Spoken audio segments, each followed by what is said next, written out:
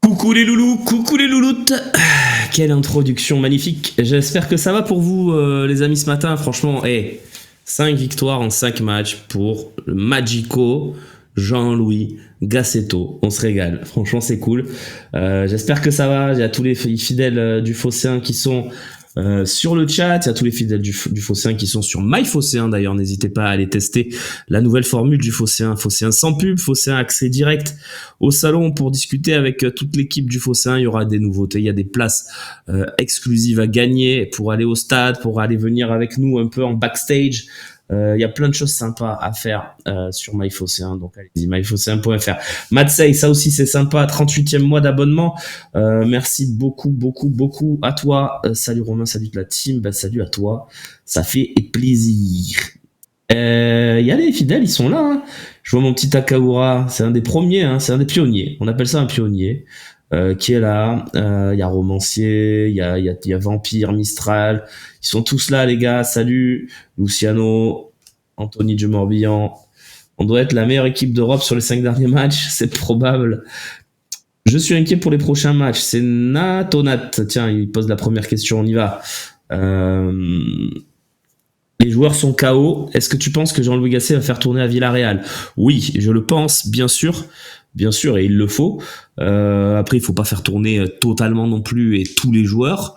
Mais oui, il y aura, à mon avis, un gros turnover contre Villarreal.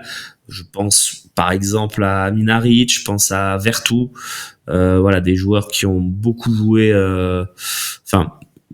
pour Aminarit et Vertu qui sont un peu fragiles, donc je pense que Kondogbia sera titulaire, qu'il y aura certainement Unai dans le 11. Est-ce que devant, la question c'est, on va certainement avoir Faris Moumbagna dans le 11 de départ, je pense. Est-ce que on ira, où sera le turnover jusqu'à voir Luis Enrique ou Correa, j'en suis pas certain, mais c'est pas impossible. À voir qui jouera en défense. Est-ce que Jonathan Klaus sera aligné malgré le fait qu'il a un carton jaune et qu'il a 2 cartons jaunes et qu'il risque une suspension en quart de finale. Voilà, plein de petites questions, mais oui, je pense, j'en suis quasiment certain qu'il y aura évidemment un turnover de Mister Jean-Louis Gasset pour ce match à Villarreal. Je rappelle qu'on a 4 buts d'avance. Hein. Skyfix Family qui s'abonne avec Prime, merci beaucoup. Et puis on rajoute le petit abonnement. Très bel abonnement, c'est son 29e mois d'abonnement de Lance Armstrong. Et déjà, j'aime beaucoup ce pseudo. Donc, bravo et merci à toi.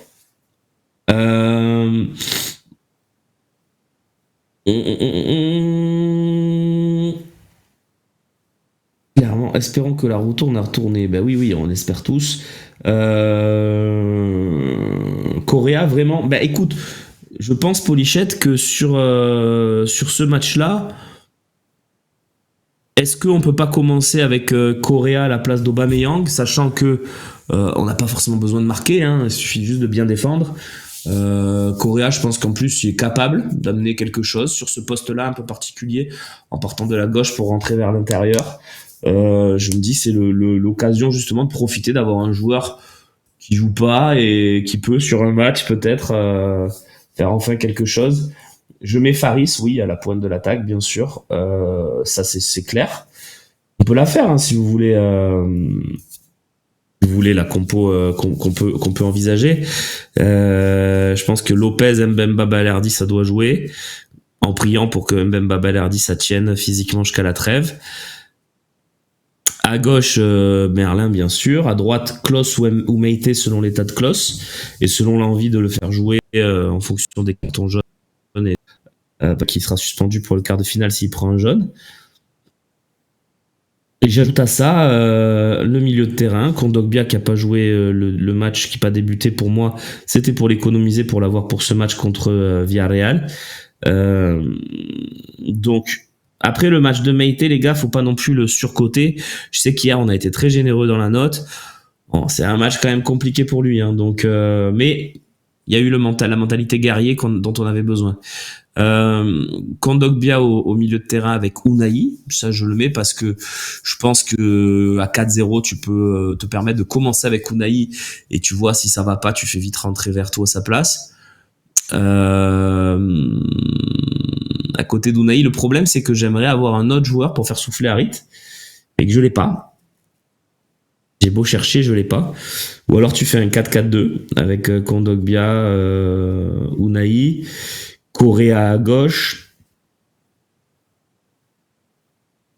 Non, on peut pas faire ça. Non, c'est nul. Non, oubliez, j'ai rien dit.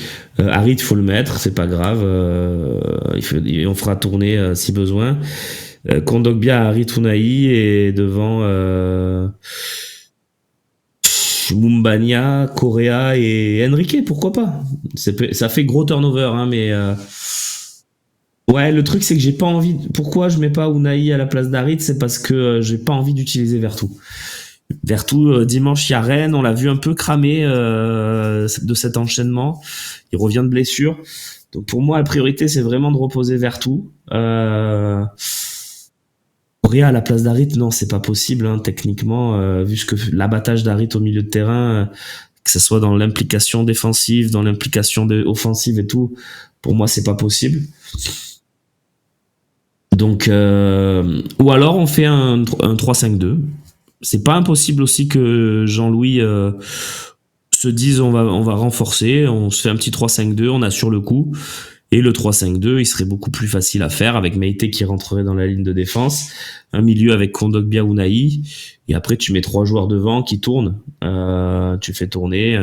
Tu peux commencer avec Harit, Sarr, Aubameyang qui sont relayés par Ndiaye, Mumbania et Enrique par exemple. Donc voilà, il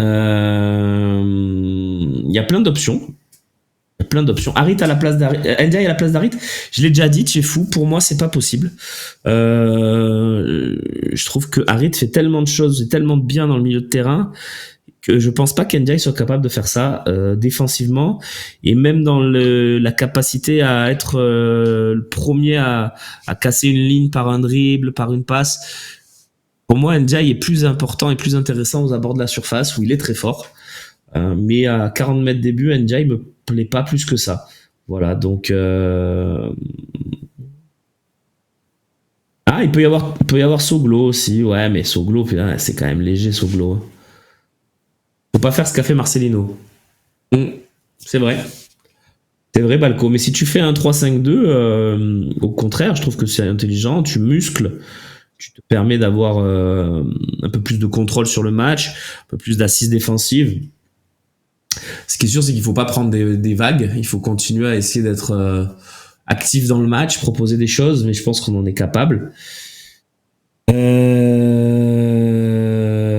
Faut gérer. Ouais, je suis d'accord, Rod. On a le luxe d'avoir 4 buts d'avance. Faut gérer en jouant les contre à fond pour tuer le game. Peut-être qu'on peut partir de ce principe-là et mettre les 3 meilleurs contre-attaquants sur le terrain au tout début du match pour essayer de les tuer d'entrée, quoi, avec 1 ou 2 contres bien placés. Et dans ce registre-là, les meilleurs contreurs, c'est clairement Sarr, Aubameyang. Et tu peux mettre Mumbania ou Harit. Blanco dans les buts de jeudi, non, il faut laisser Lopez, les gars. 3-5-2, il y a le risque. Moi, c'est vrai que Gaëtan, il a raison. Un des premiers trucs que je prendrais en compte, alors, Enrique, les gars, si c'est pour me dire que c'est un des meilleurs contre-attaquants, il est pas si fou quand même. Non, c'est vrai que Klose et ses cartons jaunes, c'est peut-être la première priorité, quoi. D'éviter de se mettre bêtement dans une difficulté pour le quart de finale. Donc, compliqué de voir ça. Voilà. Donc jouer pour pas perdre, c'est dangereux, je trouve. Oui, alors pay-per-view, c'est juste que dimanche, on a un match capital dans la suite de notre saison, c'est le déplacement à Rennes. Il faut pas le perdre. Alors même un nul, ça serait pas un résultat terrible, mais un nul à Rennes, c'est pas infamant et ça nous permet de continuer à être positif. Mais le match de Rennes est plus important. Il est plus important parce que tu as 4 buts d'avance contre Villarreal et que tu peux te permettre de faire quelques gestions. N'as-tu pas peur d'une remontada avec ce turnover? Après, c'est un risque à prendre ou pas. Moi, je pense que le plus important, c'est d'avoir l'équipe la plus compétitive possible contre Rennes dimanche. Donc, après, il y a toujours l'option de mettre l'équipe type et de les sortir à la 50e quand c'est assuré. Mais il y a aussi la possibilité que tu mettes l'équipe type, Villarreal mène 1 ou 2-0 à la mi-temps, et qu'après, tu sois obligé de les faire jouer 90 minutes. Donc, Je suis pas favorable à ça, moi. Pas l'équipe type pour le déplacement à Villarreal. Et puis, je pense que il y a des joueurs qui doivent avoir ce temps de jeu-là. Dire Faris Moumbania, il doit jouer ce match. Il n'y a pas de cas où il doit pas jouer.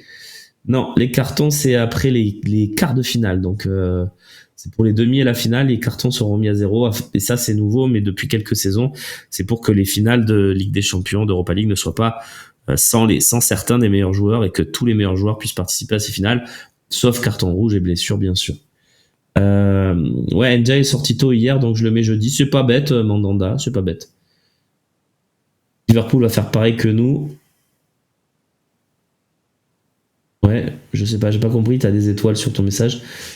Oui, le 7e mois d'abonnement, merci à toi. Ouais, je pense qu'il va faire jouer Unai, le Duc de Mars, même si Unai a pas joué hier parce qu'il avait une petite gêne aussi, mais je crois qu'il aurait pas joué quand même, donc...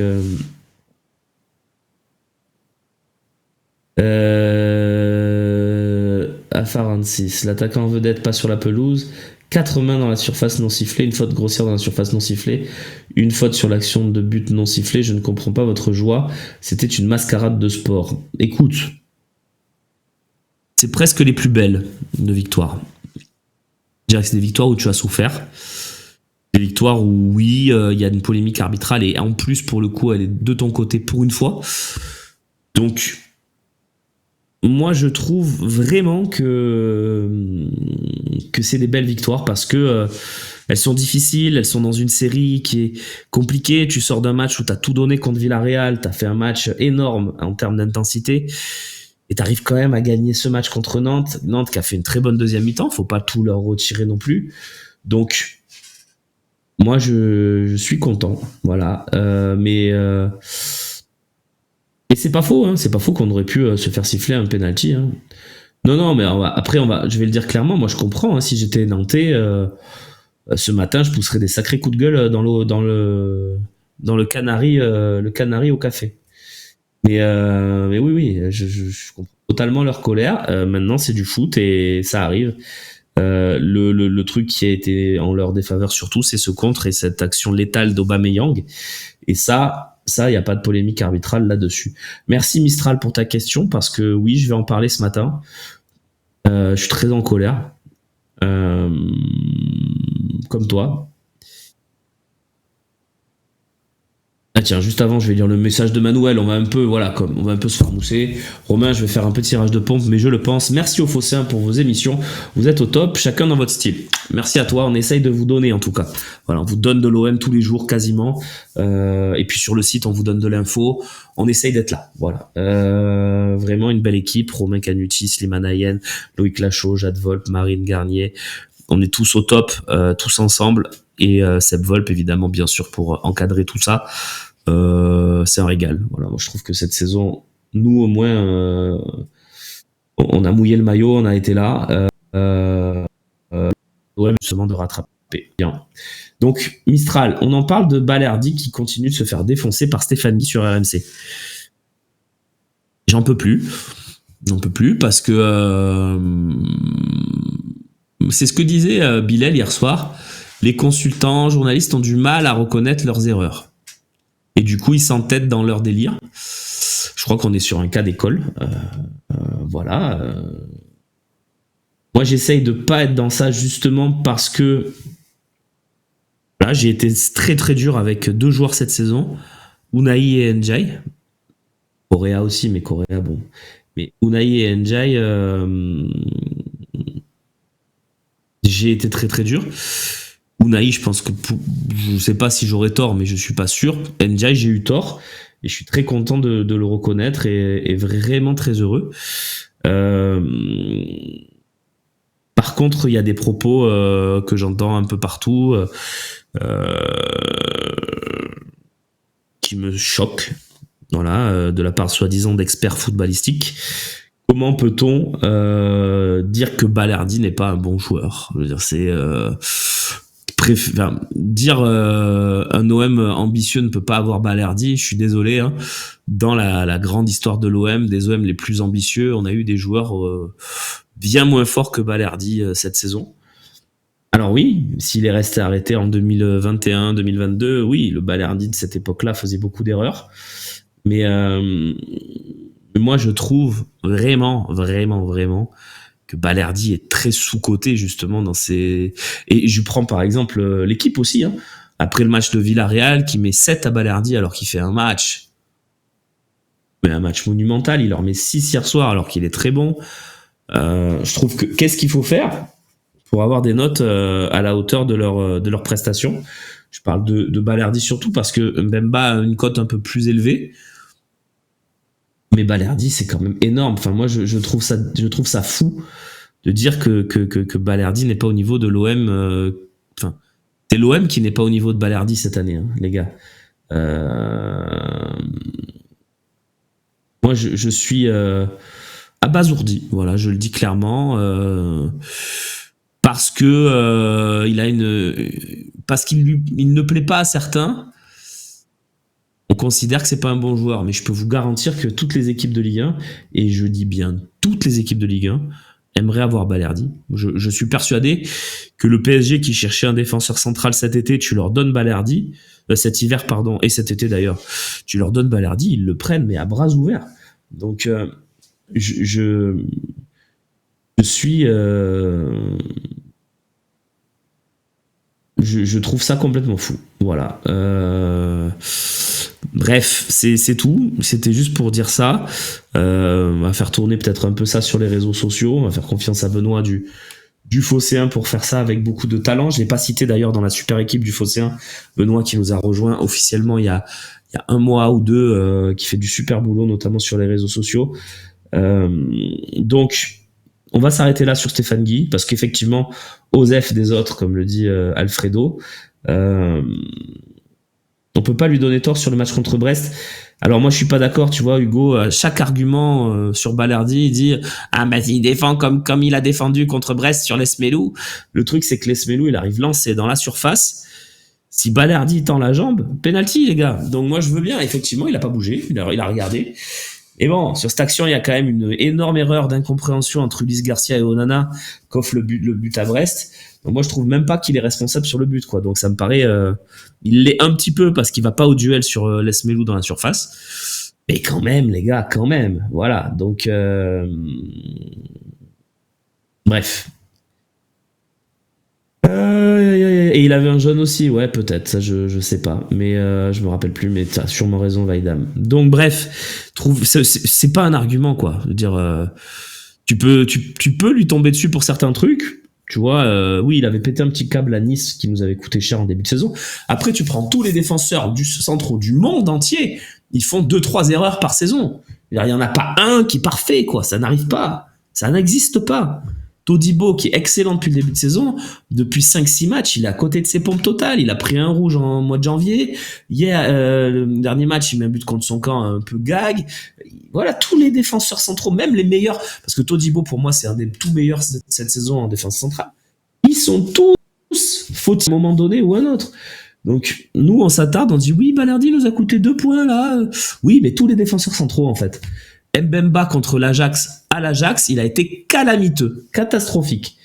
Donc, voilà, Gigot, il nous coûte des points sur les 2-3 derniers matchs. Tous les défenseurs centraux coûtent des points à un moment ou à un autre. Voilà, donc Van Dijk a au moins fait une erreur cette année, bien sûr, tous les jours.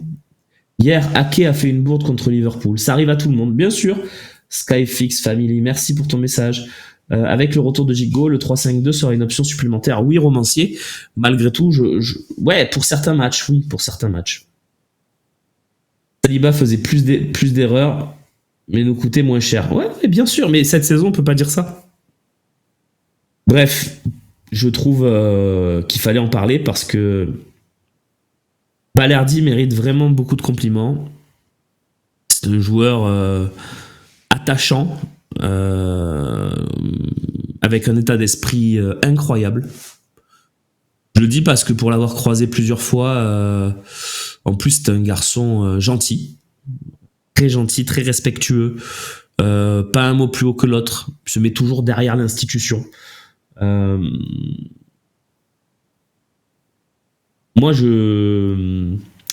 totalement totalement fan, voilà, je le dis, je m'en fous, c'est pas grave. C'est un gars dont j'ai envie de voir la suite de la carrière. J'espère qu'elle sera à l'OM, mais si elle l'est pas, je suivrai ses matchs parce que son évolution a été incroyable. J'ai vu quelqu'un qui parlait de Tudor. Oui, je pense que Tudor a été un déclic pour lui. Mais Balerdi dans le vestiaire à un moment cette saison, Paul Lopez nous parlait de ses difficultés mentales. Il y a que Balerdi qui s'en est rendu compte. Voilà, il y a des trucs comme ça. Balerdi sera un excellent joueur. Bubur, c'est déjà un excellent joueur, Balerdi. Voilà.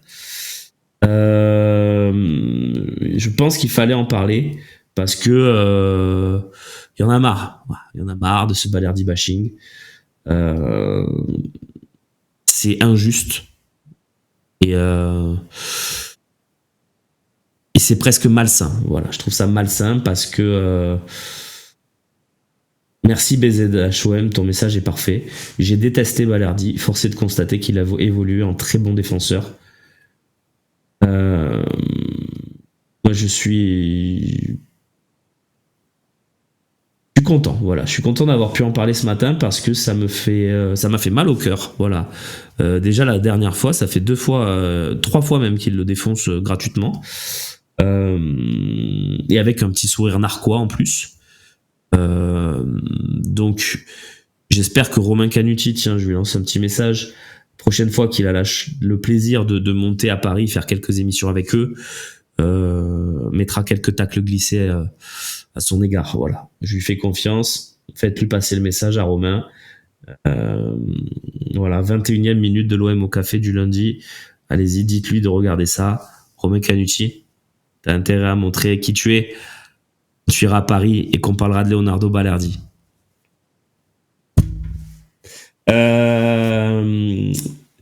Marcelino vient de dire que Foot Mercato, après leur victoire 3-2, qu'il comptait sur ses supporters et espère une remontada. Donc je pense qu'il faudrait pas prendre ce match retour à la légère. Tu en penses quoi? Écoute Calvin, c'est une bonne question. Je te dis, moi je pense qu'il faut le prendre pas à la légère, le prendre avec énormément de sérieux, mais à 4 buts d'avance. Et tu peux te permettre de gérer un petit peu. Je veux dire, il faut pas y aller avec la fleur au fusil, l'équipe type. Parce que je vous dis, la saison, elle est encore longue. On est le 11 mars. Il y a un match contre Rennes dimanche. La saison finit dans 2 mois et demi. Il y a la trêve internationale où beaucoup de nos joueurs seront sollicités. Beaucoup de nos joueurs iront avec leur sélection, perdront des forces. D'autres pourront se régénérer un peu. Et après, on a un sprint final qui ne s'arrêtera pas. Non-stop jusqu'à mi-mai. Donc, on peut pas brûler toutes les machines. Je suis très content de l'utilisation de Gay pour gérer Kondogbia. Je trouve que c'est très intelligent. Voilà, il faut qu'on continue comme ça, à être intelligent. Et c'est pour ça que je dis, faut faire tourner. C'est pas pour prendre le match à la légère. C'est pour gérer les joueurs. Voilà. On prend un but dans les 10 premières minutes, un avant la mi-temps, on peut se mettre dans une énorme difficulté. Mais confiance en Papy pour motiver les troupes et jouer le match à fond. Voilà, Luciano, exactement. Romain, t'avais raison sur Free, l'interview de Balerdi. Merci Alicator, je vous le reconseille si vous l'avez pas vu. Free Ligue 1, j'ai juste une box Free, je suis pas sous contrat chez eux. Mais l'interview d'Alexandre Ruiz, elle est excellente, avec Leonardo Balerdi. Moi en plus qui est une petite attache espagnole, d'entendre parler Léo en espagnol comme ça, avec beaucoup de... Il est touchant en plus dans cette interview, donc voilà, moi j'ai beaucoup aimé personnellement. En plus il parle un peu français, hein, il fait un peu du mix. D'ailleurs bravo à lui, bravo à Paul Lopez pour leur français incroyable, increíble et français. Je suis vraiment, j'admire ces joueurs-là pour ça. Il y a des gars qui sont en Ligue 1 depuis 3-4 ans qui parlent pas comme ça, quoi. Donc voilà. Tiens, Lopododo, je vais pas faire long, mais je lis ton message quand même parce que je me suis un peu fait tailler. Romain, je tiens à te féliciter d'avoir cru en Sarr quand beaucoup, y compris moi, ne voyaient plus l'intérêt de le faire jouer. Écoute, je me suis trompé peut-être sur Ndiaye, on verra ça dans les prochaines semaines et j'espère qu'il va nous faire nous marquer le but de la qualif pour la Ligue des Champions. Mais je pense que sur ça, je me suis pas trompé, donc je suis content.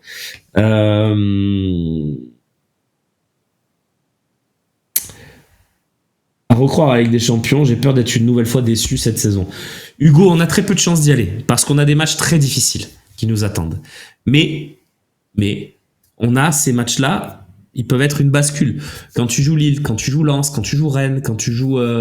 qui d'autre on va jouer dans ce sprint final? Aidez-moi les amis sur le chat. Nice, voilà. Quand tu joues ces équipes-là, ben, effectivement, c'est des matchs difficiles, donc très dur de gagner. Mais si tu les gagnes, toi, tu fais un step-up de 3 points et eux, ils les prennent pas. Donc, c'est des matchs à les confrontations directes. J'aime pas dire à 6 points parce que c'est des conneries. Mais c'est des matchs à confrontation directe qui sont importants. Voilà. Et à Nico qui nous dit, je signe pour perdre 3-0 jeudi, mais gagner dimanche tous les jours aussi. Bien sûr, moi aussi. Même si ça va faire un petit peu mal à mon cœur à la 88e minute quand il y aura 3-0 et qu'on sera dans notre surface et que Villarreal va pousser, mais moi je signe tous les jours pour ce scénario-là, Nico. Voilà, il faut être pragmatique.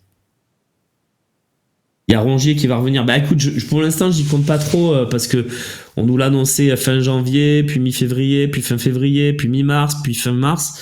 On va voir. Pour l'instant c'est fin mars, mais moi j'ai peur que Rongier, si on le revoit, ça soit vraiment épisodique, quoi. Est-ce que contre Rennes je remets le même... Oui, tous les jours, bien sûr, Charlie. Est-ce que contre Rennes je remets le même 11 que face à Villarreal jeudi dernier? Bien sûr. Et justement, il faut gérer le match à Villarreal pour être en mesure d'aligner ce 11-là qu'on a vu jeudi contre Villarreal au Vélodrome, pour que ce 11-là soit dans les meilleures dispositions physiques pour affronter Rennes dimanche. Et je pense qu'avec ce 11-là en forme, on peut battre beaucoup d'équipes. On peut vraiment battre beaucoup d'équipes. Je pense qu'on peut battre le PSG au Vélodrome. Si sur un bon soir, ce 11-là se donne à 2000%, je pense qu'il y a moyen. Mais voilà. Quel média? C'est sur le compte YouTube, la chaîne YouTube de Free League 1. Voilà, tu la trouveras facilement. C'était la date d'il y a 2-3 jours, l'interview.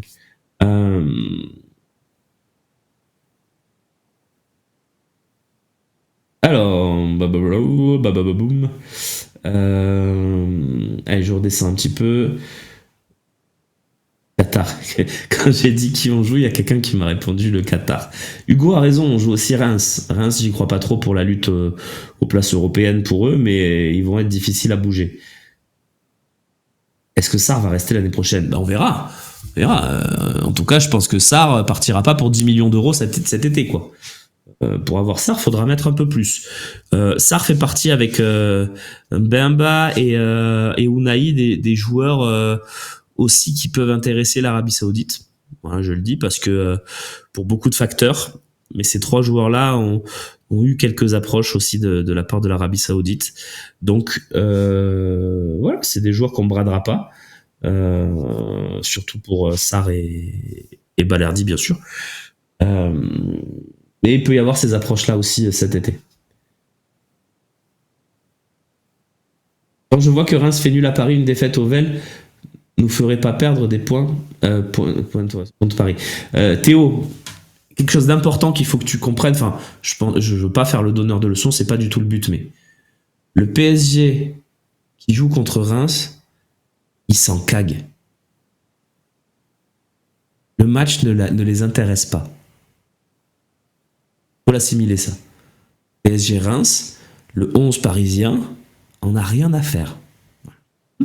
OM PSG, le 11 parisien, a envie de tout casser. C'est culturel, ça a toujours été comme ça. C'est pour ça qu'on n'a pas souvent battu le PSG, parce que le PSG de Ligue 1, déjà, est très fort, mais que le PSG contre l'OM en Ligue 1 est excellent. Le PSG contre l'OM en Ligue 1, ils veulent nous broyer à chaque fois. Donc, ils peuvent faire tous les matchs médiocres que tu veux. Enrique, il peut mettre Mbappé sur le banc, tout ce qu'il veut. Il ne la fera pas. Mbappé, il va être titulaire contre nous. Il va nous faire très très mal. Il va vouloir en tout cas nous faire très très mal. Dembélé, Kolo Muani, Hernandez, les Ugarte qui a une revanche à prendre parce qu'il était au Sporting l'année dernière. Tous ces joueurs-là vont être ultra impliqués. Hakimi, tous ces joueurs qui ont une haine aussi de l'OM parce qu'ils sont de Paris. C'est des choses qui existent, hein. C'est des choses qui se comprennent d'ailleurs, puisque les joueurs marseillais n'aiment pas le PSG non plus. Donc on peut pas leur en vouloir de pas aimer Marseille. C'est réciproque. Mais voilà, il faut penser que ce match-là, tu le joueras pas comme si t'étais Reims. Voilà.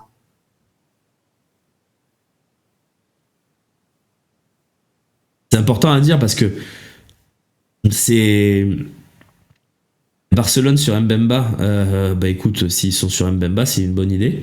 Romain H, peut-on craindre une remontada? Non, mais je vous l'ai déjà dit, bien sûr, on peut tout craindre. Après, il y a 4-0, les gars. Moi, je suis désolé, Marcelino m'a pas montré non plus une capacité à défendre, à résister aux vagues. C'est le fameux truc, le fameux OM Brest qu'on avait souffert, le martyr. On avait gagné 2-0 un peu par miracle. Ben, ça me ressemblait beaucoup au match de Nantes d'ailleurs. On avait gagné 2-0, c'était au mois d'août. But de Vitinha d'ailleurs, je crois. On avait gagné 2-0, mais on avait pris des vagues. Le milieu de terrain de Marcelino, c'est vraiment un concept pour prendre des vagues tout le match. Venez, rentrez, il n'y a pas de problème.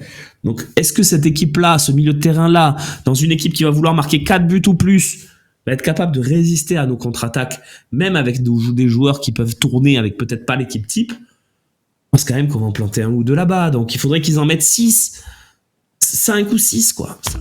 J'y crois pas trop. Mais tout peut arriver. C'est du foot, c'est la Coupe d'Europe. La Coupe d'Europe, c'est différent. On l'a vu ces dernières saisons, il y a des scénarios fous. Donc, on peut en être victime, bien sûr.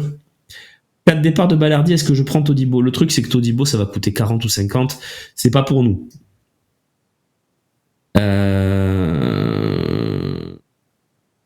Si on revient top 5, Fonseca ou Concessant peuvent être intéressés. On verra, Nico. Franchement, on verra. Les coachs, pas intéressants pour le moment. Mais oui.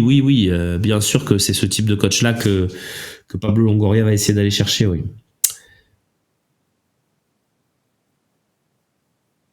Ah oui, Théo qui me dit, je le comprends, hein, t'inquiète pas.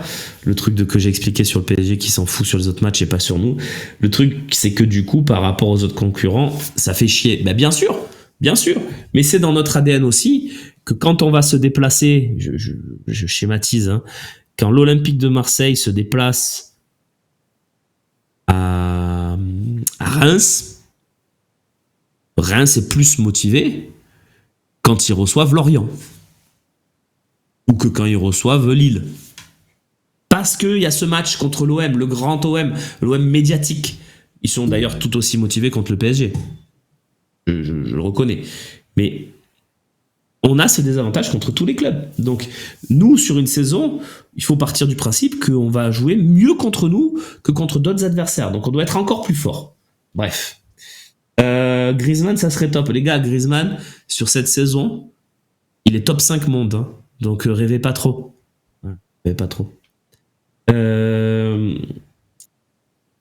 Et pourtant, que des étrangers au PSG, personne connaît l'OM. Non. Déjà, il y a beaucoup plus de Français cette saison, le Cocteau-Vin. Et les étrangers du PSG, ils vivent dans la ville, ils voient les supporters. Ils savent que ce match-là, il est précieux pour eux. Donc non. Que tu me dises Messi, il en avait rien à foutre, peut-être. Mais Ugarte, Vitinha, qui sont deux bons joueurs. Zahir Emery qui est là-bas, j'ai même pas cité, mais qui est né dans le PSG, est né au PSG, quoi. Donnarumma, ces mecs-là, ils vont être focus. Faut pas penser que, parce que bon, bref, beaucoup de Français en plus cette saison au PSG. Et on n'a jamais battu le PSG avec Mbappé, c'est vrai, c'est une vraie stat. Au MPSG, ça fera 0-4, nous dit Nico. Ça, c'est très positif, Nico, sur ce pronostic. Non, je pense pas, mais ça va être difficile. Orgueil et se baser sur la victoire de l'an dernier en coupe, c'est possible et on va le faire. Bravo Luciano pour ton message d'espoir. Chez nous, on a vraiment des joueurs anti-PSG. Oui, beaucoup de joueurs qui donnaient des noms parce que c'est des discussions privées qu'on a pu avoir par-ci par-là, mais il y a des joueurs qui jurent, après, croire ou pas, qui n'auraient jamais signé au PSG de leur vie. Voilà.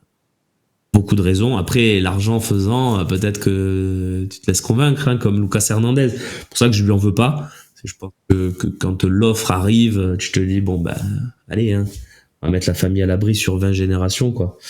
Mais oui, je me réfère par exemple à la déclat de Balerdi, on en parlait tout à l'heure, qui avant le match contre Lyon avait eu des mots très très forts. très très fort. Match où il était suspendu. Je crois que c'était OM Lyon, hein, le dernier.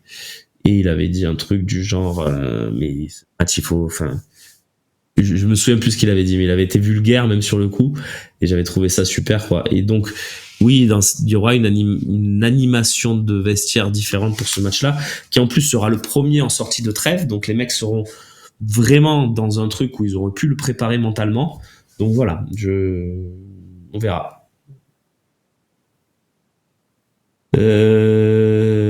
Allez, j'avance parce que je crois que j'ai pris du retard. Même si, voilà, Anthony qui confirme, même si Villarreal a gagné ce week-end 3-2, ils en prennent encore 2. Ben oui.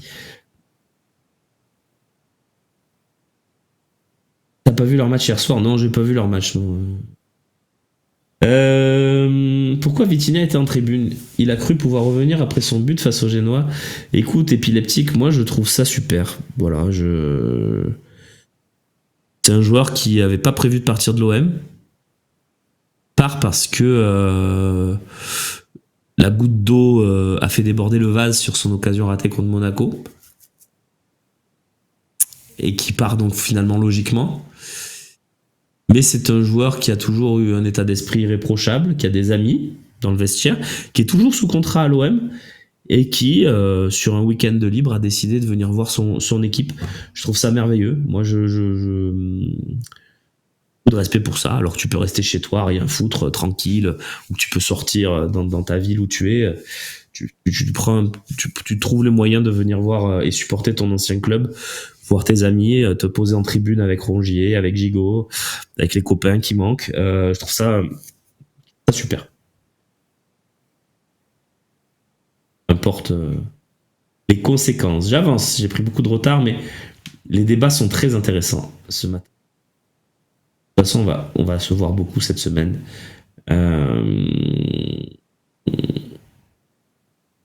Il a des attaches à Vitinha, arrêtez avec ces légendes. Non, mais c'est sûr, il sortait un petit peu, mais franchement, c'était pas. On en a connu des bien plus acharnés. Hein. Pour le coup, il a toujours été pro, Vitinha, avec un beau caractère. Moi, je dirais jamais de mal là-dessus pour lui.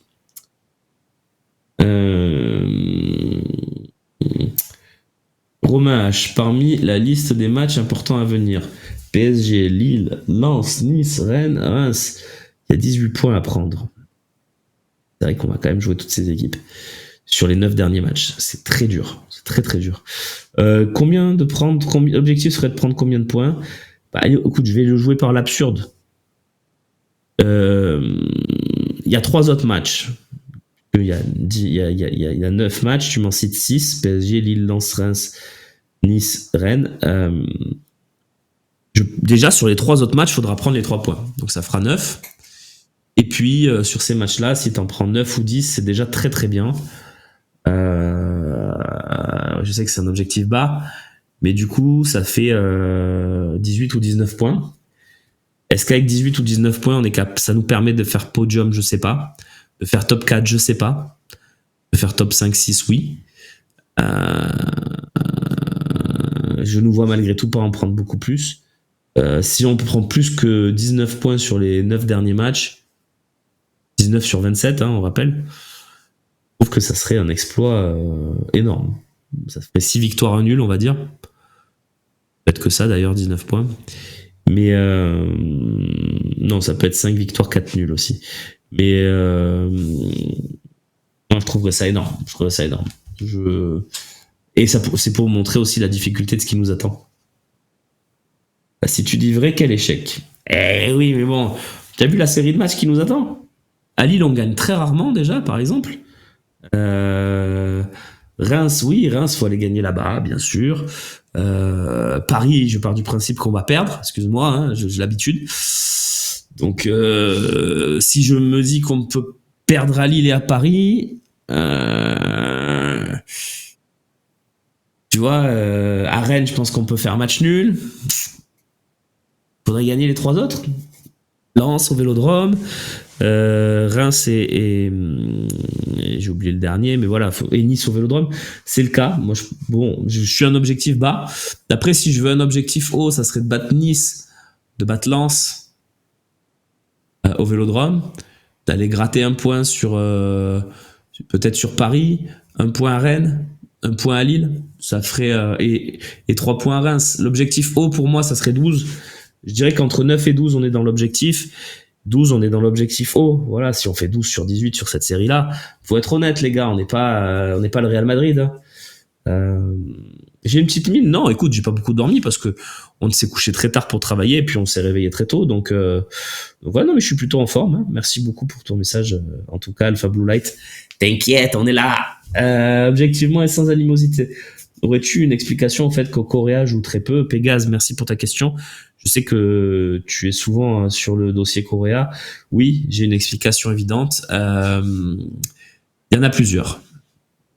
Déjà, il est un petit peu à part dans le groupe. C'est pas un joueur qui s'intègre bien. Techniquement, à chaque fois qu'il a eu à jouer, ça n'a pas été très bon. Gasset a vu tous les matchs de l'OM. Donc Gasset a vu que techniquement, c'était peut-être le... Enfin, techniquement, non. Parce qu'il a une très très belle technique. C'est un joueur très fin. Mais quand je dis techniquement, c'est je parle pas de sa technique à lui. Il a vu que ça collait pas en fait avec l'OM. Il a vu que ses matchs étaient pas bons. Voilà, sans animosité, je soupçonne Pégase d'être Correa. Très bon Takabra. Mais non, et du coup, il se retrouve en fait dans une situation. Moi, je vais te le dire honnêtement, je vois pas en quoi Luis Enrique lui est supérieur. Moi, mais bon, Luis Enrique, il est dans l'état d'esprit, il est dans l'attitude. Un mot plus haut. Correa aussi est dans l'attitude parce que on l'a pas beaucoup entendu. Pourtant, pourrait s'épancher dans la presse et ouais, je joue pas ici et là. Non, pour le coup professionnel, il dit rien. Bon, mais j'ai une situation où Correa, il est pas au niveau de ce qu'on attend. Donc tout simplement, il joue pas. Et tout simplement, Gasset a vu tous les matchs de l'OM et il a vu qu'il n'était pas bon cette saison. Et que s'il voulait construire quelque chose, il fallait pas construire sur Correa. Il y a aussi le problème pour Correa, c'est qu'il y a beaucoup de joueurs. Donc, il se retrouve dans une situation où il joue pas. Et non, je m'acharne pas sur Luis Enrique. Kodiak, j'ai même fait un compliment. J'ai même dit que dans l'état d'esprit, il était là et que c'était super et tout. Non, après, bon, footballistiquement, c'est Luis Enrique, c'est pas non plus... Mais voilà, donc, non, je m'acharne pas du tout sur Luis Enrique. Bon, après, il faut juste ouvrir un peu les yeux, enfin, je sais pas, mais... Et puis voilà, donc, je finis sur Correa, c'est qu'en plus, il n'appartient pas à l'OM, il n'est que prêté. Donc, il vaut mieux, c'est tout bête. Par exemple, Luis Enrique. Il vaut mieux faire jouer Luis Enrique que Correa, parce que si Luis Enrique, il est pas trop mal, il est mieux d'ailleurs, il commence à montrer 2-3 trucs, tu le vendras plus cher cet été. Donc, c'est une politique aussi sportive, et je trouve que c'est normal, à niveau égal, de faire jouer un mec qui t'appartient, plutôt qu'un mec qui est prêté. Voilà. C'est là que j'ai répondu à ta question.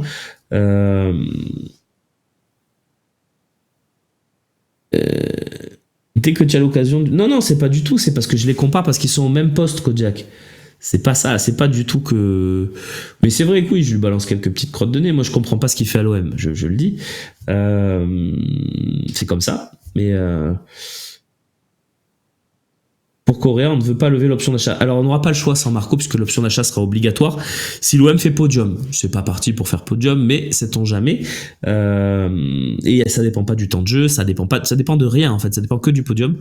Donc, ou d'une victoire en Europa League. Si on gagne l'Europa League, il sera chez nous, puisque c'est qualif direct pour la Ligue des Champions, le contrat. Mais si on gagne l'Europa League, qu'il reste, il n'y a pas de problème. Moi, il peut rester. Hein. Si on gagne l'Europa League, il y a zéro souci. Mais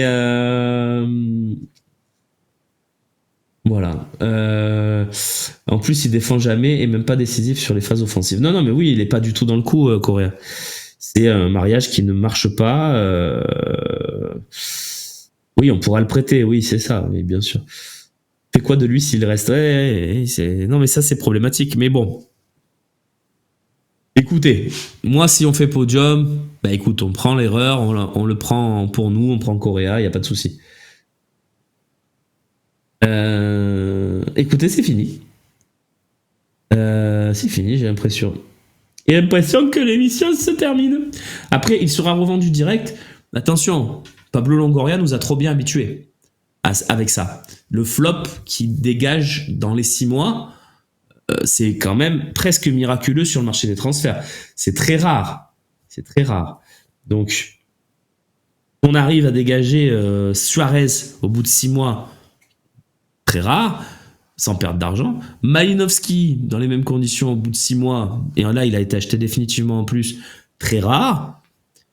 Et Lodi avec une plus-value. Donc, c'est quand même très dur de vendre ces joueurs-là. Donc, c'est pas si simple si on signe Correa de faire partir. Je vais vous donner l'équipe du talk puisque vous me le demandez pour finir, et je vous donne les principaux rendez-vous de la semaine, comme ça on est cool tous ensemble. Alors cette semaine pour le talk, vous aurez Romain Canuti qui remplace Sébastien Volpe. Slim ne peut pas travailler tous les jours de la semaine, donc lui aussi a le droit de se reposer un petit peu. Donc vous aurez Romain Canuti qui a déjà présenté quelques talks, il a une petite expérience, le Romain Canuti. Romain Canuti sera partout aujourd'hui, tout simplement, puisqu'il est aussi à 19h sur BFM Marseille. Mais voilà, Romain Canuti à la présentation, avec Maxence Volpe. Entendre Maxence sur le classement, sur la possibilité de remonter ou non, parce qu'il est très bon là-dessus. On aura Mehdi du compte Même Marseillais et Pascal Chamassian. Voilà pour l'équipe du talk ce soir. Demain, l'OM au café, c'est Bibi qui s'y colle. On se retrouvera avec beaucoup de plaisir. On essaiera de développer d'autres thèmes, mais c'était très riche aujourd'hui. Très riche. Donc je suis très content d'avoir participé à cette émission avec vous. Vous donnez tout le temps du grain à moudre et des idées, donc ça fait plaisir. On se retrouve sur MyFocéen si vous voulez prolonger l'expérience. Slim sera à l'OM au café mercredi. Il y a aussi les confs mercredi, mais elles ne seront pas diffusées sur Twitch puisque c'est un déplacement européen et que ça n'est pas le cas. Et puis vous aurez l'OM au café de jeudi avec moi encore. Et puis, bien sûr, les 4 heures de direct à partir de 17h45. Ça sera jeudi soir. L'horaire du talk, quasiment, voilà, pour vivre le match contre Villarreal, qui sera donné le coup d'envoi à 18h45. Match qu'on débriefera dans l'OM au café avec Slim Anayen, le lendemain, le vendredi, et puis dans le talk show du vendredi, puisque vous le savez, quand on joue le jeudi, le talk, c'est le vendredi. Voilà pour le programme. Et dans ce talk show du vendredi, on se projettera sur le match contre Rennes, qui là aussi a lieu à 17h, avec une émission, évidemment, de 4 heures, la spéciale. Vous en avez l'habitude maintenant, dimanche, de 16h à 20h, et puis ça sera la trêve où on sera certainement là pour l'OM au café avec vous tous les jours, pour le talk aussi peut-être, on verra ce qu'on va faire, mais on n'en est pas là. C'est déjà une très grosse semaine qui nous attend et on a très très très hâte de vivre ces 2 rendez-vous à l'extérieur Villarreal pour valider notre qualification, et surtout le choc de dimanche de Rennes qui sera peut-être le vrai test pour l'Olympique de Marseille version. Je vous embrasse et je vous dis à demain. Ciao les amis.